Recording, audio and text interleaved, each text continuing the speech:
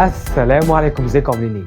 النهارده هنتعلم مع بعض ازاي نعمل اعلان مبيعات للويب سايت بتاعك على التيك توك بصوره مفصله يدويه علشان تقدر تطلع منه احسن نتائج ممكنه بالميزانيه اللي هتصرفها. وده على عكس الفيديو اللي فات اللي كنت قايل لك فيه ازاي تعمل اعلان مبيعات على الويب سايت بتاعك ولكن بابسط صوره ممكنه وتعتمد فيه على الذكاء الاصطناعي.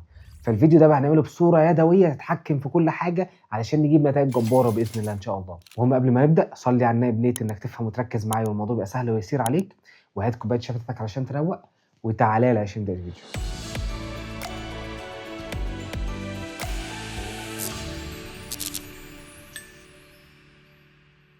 وقبل ما نبدأ عايز اقول لك لو انت مستعد تبدأ تصرف على الاعلانات الممولة علشان تكبر البيزنس بتاعك وتزود مبيعاتك زي نتائج العملاء اللي انت شايفها قدامك دي اللي كلهم مبيعاتهم بقت في حتة تانية خالص ما شاء الله، وقدرنا ننجح معاهم كلهم رغم ان مجالاتهم مختلفة عن بعض. فلو عايزنا نكون مسؤولين عن الاعلانات الممولة الخاصة بيك علشان نزود مبيعاتك ونكبر مع بعض، هسيب لك رقم الواتساب بتاعي في صفحة الفيسبوك اللي اللينك بتاعها تحت صندوق الوصف، تقدر تخش تكلمني في اي وقت. بص يا سيدي، هتخش على الاد اكونت بتاعك وتيجي هنا من الجنب هتلاقي زرار كريت، نضغط عليه هتلاقيه فتح لك اهداف الحملات الاعلانيه. هنبدا نختار سيلز دي اللي احنا عايزينها، ومنها نختار الويب سايت لان احنا عايزين نبدا نعمل كامبين على الويب سايت. والسمارت بلس دي اللي احنا اشتغلنا عليها المره اللي فاتت، احنا المره دي هنشتغل على كامبين المانيوال اليدويه علشان نشتغل عليها بالتفصيل براحتنا يعني. جميل كده. ونبدا ننزل تحت هنا كده نقفل الكتالوج كامبين دي، نتيجه مش بتبقى كويسه، ونفتح الكامبين بادجت اوبتمايزيشن زي الفيسبوك اللي بيسموها ايه السي بي او. جميل. هي برضو هنا ايه كامبين بادجت اوبتمايزيشن سي بي او اللي هي فيسبوك كانت اتغيرت اصلا. انت عندك هنا المينيمم بتاعها 500 جنيه، يعني انت ما ينفعش تصرف اقل من 500 جنيه لما تشغلها. فانت المينيمم بتاعك في الكامبين بتاعت التيك توك 500 جنيه عشان نعرف نقسمها صح ونعمل كذا اد ست بحيث ان شاء الله ايه النتائج تطلع كويس. تمام كده. نبدا بعد كده نضغط على زرار كونتينيو، هتلاقي بدا يظهر قدامك اول حاجه اسم المجموعه الاعلانيه بتاعتك. فانا هسمي المجموعه دي ديتيلد وهعرفكم ليه قدام، لان احنا هنستهدف بالطريقه دي، هنعمل كذا مجموعه فاستهداف المجموعه دي هيبقى استهداف تفصيلي ديتيلد مفصل. جميل كده. بعد كده عندك الداتا كونكشن، ده البيكسل اللي احنا كنا عاملينه مع بعض في الفيديوهات اللي قبل كده. البيكسل اللي انت عملته نفسك هتبدا تختاره هنا. جميل كده. بعد كده عندك الاوبتمايزيشن ايفنت اللي هو الحدث الايفنتس اللي احنا كنا عملناها مع بعض. احنا في الحلقه بتاعتنا عايزين نعملها بريشيس، يعني مثلا عندك هنا الاد تو كورت وعندك انيشيت تشيك اوت وعندك بريشيس. احنا عايزينها بريشيس ان تيك توك يجيب لي اكبر عدد ممكن من الناس هيشتري المنتج اللي انا حدد اللي انا عامل حاطه على الويب سايت بتاعي يعني. جميل كده. نبدا ننزل بعد كده هنا كده عندك البليسمنتس، خلينا نضغط على زرار اديت وبلاش نخليها اوتوماتيك بليسمنت، خليها زي مانيوال ونشيل الاثنين دول. جميل. احنا بس عايزين تيك توك مش عايزين حاجه اكتر من كده. وساعات جنب تيك توك هتلاقي في حاجه تحت صغيره كده بتظهر جنبيه اسمها لايم ليمون، مش فاكر قوي الصراحه. المهم انها بلاتفورم تانية ممكن يتعرض عليها وهي مش متاحه عندنا في مصر فشيلها افضل، ومش متاحين في اغلب الوطن العربي اصلا فشيلهم. جميل كده. فاحنا هنخلينا على تيك توك بس. بعد كده نبدا ننزل تحت هنا كده. اول حاجه عندنا هي البلد مصر زي ما انت ما شايف كده. طب انا لو عايز استهدف بقى محافظات معينه يعني مش لازم مصر كلها، يعني مثلا عايز القاهره فخلاص اكتب بس كايرو كده هتلاقي طلع لك على طول ان انت عايز تستهدف القاهره. بقسمها لك كمان ان انت عايز نيو كايرو يعني القاهره الجديده التجمع الاول التجمع الثاني، فاحنا هنستهدف القاهره كلها كمثال. عايزين مثلا نجرب اسكندريه كمان ادي اهو الكسندريه بالشكل ده. جميل. تختارها يبقى انت كده استهدفت المحافظتين دول. فانت هنا في تيك توك بتستهدف بالمحافظات مش زي فيسبوك. فيسبوك ممكن يكون في الحته دي اسهل شويه انك ممكن تعمل بالبن خريطه ظاهره قدامك، الحته دي مش موجوده في تيك توك قوي يعني. انت ممكن كمان في مصر عشان تعملها بطريقه اسهل كمان لما تنزل تحت كده زي ما انت ما شايف هتلاقي في مصر ظاهره قدامك، تضغط عليها فبدل ما تقعد تكتب محافظه محافظه هتلاقي المحافظات ظاهره قدامك فتبدا ايه تختارهم بصوره اسهل زي ما انت ما شايف كده. عندك بعد كده العمر اللي انا انصحك بيه، ابعد عن العمر اللي هو من 13 ل 17 لان بيبقى فيه شويه قيود، لان هو شايف ان لسه السن ده صغير فبيفرض عليك كده شويه قيود سخيفه هتبقى مضايقاك يعني. فالافضل نخليك في سن من 28 من 18 زود بقى ايه يعني خليك مثلا لحد ال 54. ده احسن عمر ممكن تستهدفه بحيث ان يجيب لك نتائج وفي نفس الوقت ما يبقاش فيه مشاكل. الجندر بقى ذكر ولا انثى ده حسب انت بتبيع ايه، فمش هقدر احكمك فيه قوي او مش هقدر انصحك فيه يعني. انت بتبيع ملابس حريمي مثلا فتختار حريمي. طب بتبيع مثلا احنا في الاعلان ده هنعمله اعلان فواكه مجفف الناس كلها ممكن تبقى مستفيده منه خلاص هنسيبها. اقول اللانجوجز بالنسبه لنا في مصر مش هتختار لغه بالنسبه مثلا حاجه مثلا زي دول الخليج، لا انت هنا هتضطر بقى تستهدف لغات لان هناك مثلا ممكن يبقى فيه هنود في ناس من الفلبين، فانت هنا لا الافضل انك تختار لغه علشان تليمت الاعلان مثلا على العرب اللي هناك، فانت مش عايز جنسيات تانية تشوفه فهتيجي مثلا وتختار ايه لا انا عايز عربي بس مثلا فاهمني. انا مثلا بالنسبه لنا في مصر لا تمام يعني سيبها. اقول ما تشغلش نفسك بحته اللغه دي. عندك بعد كده سبيندنج باور فكك منها، بس هي معناها كاوفر عشان تبقى فاهم. هنا الناس اللي معاها فلوس اكتر ان هي تقدر تدفع، يعني يعتبر لحد ما كلاس ايه، وهنا الناس كلها خليها اقول، لان انا جربت التانية نتيجة مش اقوى حاجة، مش بتجيب يعني اللي هو واو، مش فظيعة، بتلمت بس كمية النتائج على الفاضي، فاهمني. عندك بعد كده الانكلود اودينس، اللي هو لو انت عايز بقى تحط عندك كاستم اودينس او لوكال لايك اودينس وعايز تبدا تدخلهم، فاوريدي تكون مكريت الكاستم اودينس بتاعك قبل كده. والكلام ده كله هتلاقيه في نفس البلاي ليست اللي انا شارحها في تيك توك، وهتلاقيه برضه تحت الفيديو ده. جميل. هتختار هنا الكاستم اودينس او لوكال لايك اودينس اللي انت عايزه. تخش بقى في حته الانترست، الاهتمامات. انت بالنسبه لك هنا عامه في تيك توك هتلاقي الاهتمامات اكتر واسهل من فيسبوك، يعني دي من المميزات الموجوده في تيك توك الصراحه. فاحنا مثلا ايه، عايزين نبيع فواكه مجففه، فخلينا نجرب نكتب مثلا كلمه فروتس كده ونشوف ايه الحاجات اللي هتطلع لنا. طلع لنا هنا اهو. خلينا نجرب نفصل. بص هو طلع لي اصلا دراي فروتس على طول. انا لسه كنت هقول لك والله تعالى نجرب نكتب دراي فروتس ونختار. تعالى نختار دي كده، دي انا عايزها. خلينا برضو نجرب ونشوف هيطلع لنا ولا لا. درايد فروتس بالشكل ده مش مطلعها، طلع درايد فروت اهو. انا بس عشان كنت مزود الاس يبقى هو كده مطلع لك بصيغتين. والله الحاجات دي انت لو اتشقلبت عليها على فيسبوك مش هتلاقيها. فيسبوك مرهق شويه في الحاجات دي، يعني ما عندوش التنوع ده في التارجتنج، هو بيحاول يقلله على قد ما يقدر اصلا يعني. بس في نفس الوقت انت مش هينفع تسيب الاثنين دول بس. لو تاخد بالك هنا جايبهم ان هو نارو، عدد الاودينس بتاعهم صغير جدا، فهتحتاج انك ايه توسع الدنيا شويه. جميل كده. فنبدا مثلا نكتب ايه فروتس، فيطلع لك اهو. انت بقى تبدا تختار مثلا فروتس اند فيجيتابلز، بس بلاش فريش لان هي مش فريش، يعني احنا هنا مش بنبيع حاجات فريش. وجايب لك تاني لما نزلت شويه فروتس اند فيجيتابلز. فانت هتبدا ايه تقلب كده وتشوف الحاجات اللي مناسبه للمنتج اللي انت بتبيعه، وتبدا ايه تكتب وتزود معاهم حاجه جميله كده بقى في الاخر اسمها ايه، اسمها اونلاين شوبينج. الناس اللي هي اوريدي عندها الاستعداد ان هي تبقى بتشتري اونلاين، او البيهيفير ده عندهم اصلا يعني، بس يعني هنا كانترست، بس اقصد هم يعني متقبلين عمليه الشراء اونلاين. جميل كده. برضه نختارها كده، فهتلاقيها زودت لك الجمهور بتاعك شويه حلوين بقى بالانسد. نبدا ننزل هنا تحت شويه كده، هتلاقي عندك بقى الديفايس لو انت عايز تستهدف اجهزه اي او اس بس او ايفون يعني، او اندرويد. تمام. الموديل، الكونكشن تايب اللي هو انت عايزه واي فاي ولا شغال داتا يعني. جميل كده. هتلاقي عندك هنا فودافون واورنج واتصالات، بس الكلام ده كله نادرا جدا جدا لو احتاج تستهدفه، نادرا جدا. هي اوبشنز موجوده ولكن نادرا جدا لو احتاج تستخدمها. تمام. ممكن تحدد هنا ثمن الجهاز، لو انت عايز مثلا ناس ثمن الجهاز بتاعهم غالي، عايز حد ناس ثمن الجهاز بتاعهم رخيص، فمن هنا اهو تبدا تحدد اللي انت محتاجه بالدولار. جميل كده. هل استخدمنا الكلام ده قبل كده؟ نتائجه مش هتبقى فارقه معاك قوي. خليك سايب الدنيا مفتوحه، الا لو انت بقى عايز تجرب في الحته دي والمنتج بتاعك غالي جدا وعايز تحط ريستريكشنز، ومش هيبقى فارق معاك تكلفه النتيجه لان المنتج بتاعك غالي، فاهمني. فحط هنا الريستريكشنز والقيود اللي انت عايزها، مفيش مشكله. يعني منتجات عاديه باسعار مناسبه، فخليك مالكش دعوه بيهم خالص.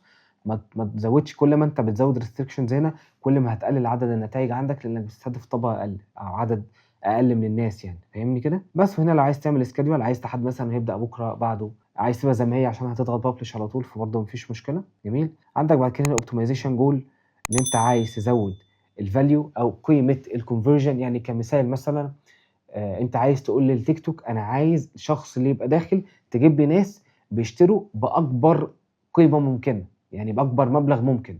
يعني انا مش عايز اكبر عدد من المشتريات، لا انا عايز باكبر قيمه ممكنه. اللي هو كمثال، في شخص ممكن يخش يشتري ب 100 جنيه، وشخص ممكن يخش يشتري ب 3000 جنيه، فانت بتقول للفيسبوك زود لي من الناس اللي هي بتشتري ب 3000 مش اللي بيشتري ب 1000. هل نتائجها فعلا بتيجي زي ما انا بقول لك كده؟ بتيجي، بس مش بالصوره اللي انت متخيلها. مش اللي هو مثلا ب 100 وب 3000، لا بتلاقي ساعات الرواز اعلى شويه. وانا عامه لما بشتغل ساعات بشتغل بالتو كامبينز، بعمل واحده كامبين كونفرجن والثانيه فاليو، والنتائج هتبقى معايا كويسه والرواز مناسب بسيبها. جميل كده. فما تبقاش متخيل دي هتفجر الدنيا وفي نفس الوقت دي مش وحشه، الاثنين كويسين جدا.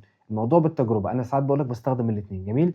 ولكن في البدايه لان احنا لسه اصلا بنعلم البيكسل، فاحنا عايزين اكبر عدد كونفرجنز ممكن، مش عايزين اكبر قيمه ماليه مدفوعه في الاوردر، لا انا عايز اكبر عدد كونفرجنز لان انا بعلم البيكسل مثلا لسه في الاول. فخلينا في الكونفرجن.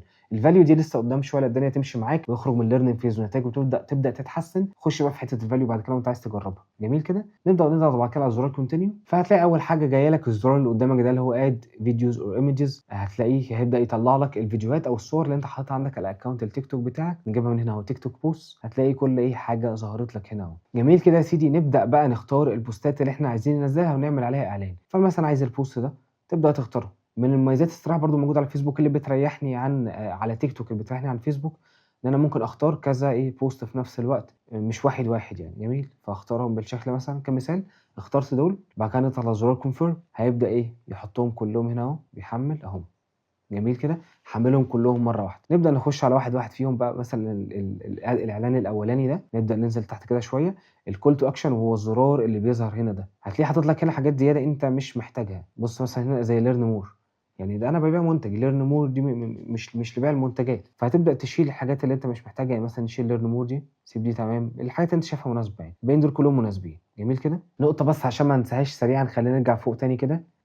لو أنت هنا فتحت وما لقيتش الفيديوهات الموجودة بتاعة الaccount التيك توك بتاعك، فهنا link TikTok account، فمن هنا كده link TikTok account جميل، وهتلاقيه هيطلّع لك زي QR code، قُل له link existing TikTok account وconfirm، هتلاقيه من تحت هنا إيه، وتختار بقى إن أنت مثلًا عايز QR code، دي أسهل حاجة فيهم، وتخش من جوّه account التيك توك بتاعك وتعمل إيه، من فوق كده هتلاقي في علامة زائد، تفتحها هتلاقي في كاميرا تعمل scan للQR code اللي هيظهر لك وتعمل scan ليه. جميل كده. فتقدر تدخّل هنا account التيك توك بتاعك وتبدأ تختار الفيديوهات اللي موجودة عليه، علشان لو أنت فتحت ولقيتها مش ظاهرة يعني. وبرضه هتلاقي في نفس الplaylist فيديو كامل بيوريك إزاي تعملها من مكان تاني غير ده، عشان لو الزرار ده مش ظاهر قدّام عينك. خلّينا ننزل تحت كده بقى، الproduct name ده لو يعني حاجات زيادة، الحاجات دي إضافات مؤثرة، مش مؤثرة خالص ومش بتفرق في حاجة، أنا باقول لك عن تجربة. عايز تبدأ تضيف اسم منتج، أنا مثلًا عندي في الفيديو ده الموضوع مش مناسب، لإن أنا مثلًا نفس الفيديو باعلن فيه عن كذا نوع dried fruits مثلًا، أو اللي هو الفواكه المجففة، فمش باكتب اسم حاجة معينة. جميل. اللي ممكن شوية، ممكن الحتة اللي تحت دي، إن أنت بتكتب الstrength points بتاعتك، إن مثلًا أنت عندك خصومات، إن التوصيل سريع، إن السعر كويس، الطعم لذيذ، حاجات زي كده فاهمني؟ لو هدوم مثلًا بتكتب إن هي مثلًا قطن 100%، فبتبدأ تكتب هنا إيه زي selling points كده قوية بتاعتك، وفي حاجات هنا يعني هو مقترحها لك تحت أهو، تبدأ تضيف اللي أنت عايزه منهم. جميل كده. هل أنا باستخدمهم على طول؟ لأ مش باستخدمهم، جربتهم لقيتهم مش فارقين فبطلت أستخدمهم. جميل كده. تحت هنا بقى الdestination، اللي هو العميل لمّا يدوس على زرار الbuy اللي هو الزرار اللي هنا ده، أو visit store، هيوديه فين؟ هيوديه على الويب سايت اللي هو الURL بتاعه هنا، ده اللي إحنا هنحطه، اللينك اللي هنحطه في المكان ده، ده اللي العميل هيروح عليه. فإحنا هنحط هنا إيه، لينك الصفحة بتاعة المنتجات اللي العميل هيشتري منها على طول. يعني أنا هنا مثلًا في الويب سايت ده عندي تمور وعندي فواكه مجففة وعندي مكسرات، أنا عايز العميل يخش على صفحة المكسرات، ما تدخلوش بقى على الhome page، ما تدخلوش على الصفحة الرئيسية اللي برّه خالص اللي فيها كله داخل في بعضه، دخّل العميل على الcategory اللي هو شافه في الإعلان. هو شاف لبس أطفال، هتدخّله على لبس الأطفال، شاف فواكه هتدخّله على الفواكه، شاف أحذية هتدخّله على الأحذية، ما تدخّلوش على الhome page اللي كلّه داخل فيها سايح في بعضه، فاهمني؟ علشان هتلاقي نتايجك ضعيفة لو عملت كده. دخّله على الصفحة اللي هو شاف المنتجات بتاعتها في الفيديو اللي أنت وريته له على طول. جميل كده. فإحنا هنا حطينا إيه، لينك القسم اللي أنا عايز أدخّل عليه العميل بتاعي. نبدأ ننزل تحت كده شوية بس، ونبدأ نروح نعمل نفس الخطوات اللي إحنا عملناها دي، موضوع اللينك وموضوع الزراير في بقية الإعلانات بتاعتنا. نروح نعملها كده بسرعة. إحنا قُلنا إن هنا إن الcall to action ده هنشيل learn more، ونزلنا تحت كده جميل، وحطينا لينك الويب سايت بتاعنا بالشكل ده. ولو عايز تتأكد من شكل الصفحة اللي العميل بتاعك هيخش عليها بعد ما تحط اللينك كده، اضغط بس على زرار الpreview، هيفتح لك الصفحة التانية دي اللي العميل هيخش عليها أول ما يضغط فعلًا على الزرار اللي أنت هتبقى حاططه له هنا. كرر ده بقى في الإعلانات بتاعتك كلها، وهنخش مع بعض في المرحلة اللي جاية. وكده خلصت التفاصيل اللي أنا كنت عايز أعملها في كل الإعلانات اللي عندي. يبقى إحنا كده عملنا حملة أو campaign فيها مجموعة إعلانية واحدة، المجموعة الإعلانية دي عملناها detailed targeting، أو اسمها استهداف تفصيلي، اللي هو إحنا حطينا فيها اهتمامات مفصلة. جميل كده. وحطينا جواها زي ما أنت ما شايف كده إيه، بتاع 5 6 إعلانات أهو. أنا عايز بقى أخلي جوه الحملة الكبيرة دي اللي هي اللي فوق دي، أخلي جواها 3 مجاميع، واحدة استهداف تفصيلي، واحدة أونلاين شوبينج زي ما أنا كنت عامل في الديتيل دي كده، واحدة أونلاين شوبينج بس هاخليها كلها أونلاين شوبينج، وواحدة أوبن. طب ليه أنا بانوّع؟ أنا بانوّع ما بين الاستهدافات علشان أدّي فرصة لتيك توك إن هو يتست بأكتر طريقة ممكنة، ويجيب لي أحسن مجموعة إعلانية جايبة لي نتايج، ما ابقاش بارمي البادجت بتاعتي كلها في مجموعة إعلانية واحدة ممكن تبقى نتايجها ضعيفة، فأنا كده ضيّعت فلوسي. لأ، أنا باعمل له كذا مجموعة إعلانية أخليه يتست براحته علشان أضمن أحسن نتايج ممكن. جميل كده. فهاجي هنا من الجنب ونضغط على زرار duplicate اللي أنت شايفه ده من هنا كده، ونزوّد عليها 2، يبقى أنا كده عايز أزوّد مجموعتين تانيين وأعملها duplicate بالشكل ده. يبقى أنا كررت المجموعة بتاعتي، أدي المجموعة الأساسية، وعملت منها أدي مجموعة تانية وأدي مجموعة تالتة. جميل كده. طب هنعمل إيه فيهم أصلًا دول؟ كل اللي هاعدّله فيهم دلوقتي هاعدّل في الtargeting بتاعي. هانزل تحت كده، خلينا الأول نسمي المجموعة دي هاسميها أونلاين. جميل كده. علشان كده لو تفتكر أنا أول واحدة سميتها detailed علشان أبقى باميّز ما بينهم. جميل كده. هنا بقى تحت هانزل للحتة بتاعة الاستهداف أو الtargeting، وهابدأ أشيل الاستهدافات دي كلها. أنا مش هاعمل له أي حاجة خالص، لإن كده أصلًا الAI بتاعه بيقرا الحاجة في الفيديو وهو بيبقى عارف أنا بابيع إيه، وهيبدأ يتست براحته. أنا بس كل اللي هاعمله إن هازوّد الاستهدافات بتاعة الأونلاين شوبينج، يعني هاودّي المنتج بتاعي لأكتر ناس ممكنة عندها القابلية إن هي تشتري حاجات أونلاين. فهابدأ أكتب كده كلمة أونلاين شوبينج هيبدا يظهر لي كذا حاجه اختارهم. هل انا جربت دي قبل كده؟ انا الصراحه جربت الطريقه دي وجابت معايا وانا كنت بتست فيها. فانا عايزك برضو تبقى بتست، اللي انا بقول لك ده مش قران، انت بتجرب وتشوف احسن حاجه هتجيب معاك نتيجه ايه. فمثلا انا كتبت كده اونلاين وابدا انزل واشوف ايه الحاجات اللي هتظهر قدامي ممكن تبقى مناسبه للحاجه اللي انا ببيعها. فجات لي انا مثلا ايه، شوبينج اونلاين، ماشي جميله برضو شوبينج اونلاين. ننزل عندك هنا اونلاين كورسز، لو حد بيبيع اونلاين حاجات، كورسز اونلاين، باي اونلاين مثلا. اونلاين تريدنج ده مثلا عشان الكوتشز الجيم في ناس بتحتاج التارجتنج ده. فانا عايزك برضو تقعد تقلب، هتلاقي اللي انت محتاجه هنا اكتر من التارجتنج بتاع فيسبوك. كمان عندك كمان اوردر اونلاين لذيذه جدا. بس انا بالتالي ان كده كفايه. ماشي، واخر واحده شوب اونلاين اهو. يبقى احنا كده عملنا المجموعه الاعلانيه دي كلها اونلاين زي ما انت ما شايف كده، كلها ايه، الناس هدفها ان هي بتشتري حاجات اونلاين. نخش بقى في اخر مجموعه عندنا ودي هنعملها اوبن، نطلع الاول نسميها علشان ما ننساش. دي مش هحط فيها دي استهداف خالص بقى، مش هعمل فيها تارجتنج اصلا يعني. هسميها كده اوبن زي ما انت ما شايف، جميل. وانزل تحت كده هشيل التارجتنج ده كله. يبقى انا كده هسيب المجموعه الاعلانيه بتاعتي فاضيه كده ما فيهاش اي حاجه. هتسيبها فاضيه وهو مع الوقت هيتعلم وهيفهم الجمهور اللي انت عايز توصل له. وساعات الادسيت الاوبن او المجموعه الاعلانيه المفتوحه دي ساعات بتجيب نتائج كمان افضل من اللي انا مستهدف فيها. فانت برضو مش رامي الميزانيه بتاعتك كلها عليها، انت عامل 3 مجاميع اعلانيه واحسن مجموعه فيهم هتجيب نتائج، هي دي اللي هتكمل عليها، هي دي اللي هتستمر. انت فاهمني؟ فما تقلقش حته ان ممكن الفلوس بتاعتك تضيع، لا انت بتعمل حته تنوع في الاستهداف علشان تبقى ضامن انك هتطلع باحسن نتيجه ممكنه من الميزانيه اللي انت هتدفعها. جميل. يبقى بصوره سريعه كده احنا عملنا حمله اعلانيه كبيره. الحمله الاعلانيه جواها 3 مجاميع اعلانيه، خلينا نصغرهم بالشكل عشان واضحين قدام عينك. واحده منهم كانت استهداف تفصيلي واستهدفناها بالكلمه اللي انا ببيعها بالظبط، زي فروتس وفيجيتابلز ودرايد فروتس او فواكه مجففه. جميل. وطبعا تستهدف بالانجلش، ما تكتبش استهدافات بالعربي. الاستهدافات اللي بالعربي بتنفع في فيسبوك مش بتنفع في تيك توك قوي، يعني في تيك توك خليك فيه بالانجلش. وعملنا مجموعه اعلانيه تانية اونلاين استهدفنا فيها الناس اللي بتحب تشتري حاجات اونلاين. وثالث مجموعه اعلانيه حطينا فيها ما حطيناش فيها حاجه خالص بقى وشلنا كل الاهتمامات دي كلها. جميل. وجوه كل مجموعه اعلانيه فيهم نفس الفيديوهات. انا عملت مجموعه اعلانيه كامله اللي هي ديتيل دي كامله بالاعلانات اللي فيها، وبعد كده خدتها كوبي زي ما انتم ما شايفين عشان ما اقعدش اكرر الاعلانات دي تاني، اعملهم مره واحده فيبقى وفرت على نفسي وقت ومجهود. خلاص كده خلصت. ممكن تخش تراجع عليها تاني كده عشان لو في اي حاجه واقعه منك او انت نسيها ترجع تظبطها. خلصت كل حاجه خالص، تيجي هنا على زرار ببلش اول وتبدا توكل على الله وتقول بسم الله وتضغط عليه، وان شاء الله النتائج بتاعتها هتبقى حلوه جدا وهتبهرك. وعايزك تيجي تقول في الكومنتات لما تكسب من وراها. وان شاء الله في الحلقات اللي جايه كمان هعمل لك فيديو مهم جدا لازم تتابع القناه علشان هنزله، وهي حته الاوبتمايزيشن اللي بعد الاعلان، اللي هو ازاي تعمل عمليات تحسين لنتائج الاعلانات بتاعتك. انت مش بتعمل الكامبين وتسيبها على الله، حته الاوبتمايزيشن هي اهم من الكامبين نفسها. ازاي تتابع الكامبين بتاعتك، يعني كانك بتوجه التيك توك في الطريق اللي انت عايزه علشان تطلع احسن نتيجه ممكنه واكبر كميه مبيعات ممكنه من الفلوس اللي انت بتصرفها. اشترك بقى في القناه وشغل الجرس عشان تستفاد جدا باذن الله في الفيديوهات اللي جايه. وبس كده يا سيدي، ده كان الفيديو بتاعنا النهارده. ما تنساش لو عايزني امسك لك شغلانات المقاوله بتاعتك بنفسي، هسيب لك القناه الواتساب بتاعي في صفحه الفيسبوك، اللينك بتاعها تحت صندوق الوصف. ولو عايز تسالني على اي حاجه ممكن تنزل كده تحت في الكومنتات، انا بقراهم كلهم. او ممكن تخش تكلمني على الفيسبوك، اللينك بتاعها تحت برضه في صندوق الوصف وهسيبه لك في اول كومنت. يا رب تكونوا استفدتوا بالفيديو بتاعنا النهارده، وخليكم عارفين احنا دايما في خدمتكم. شكرا.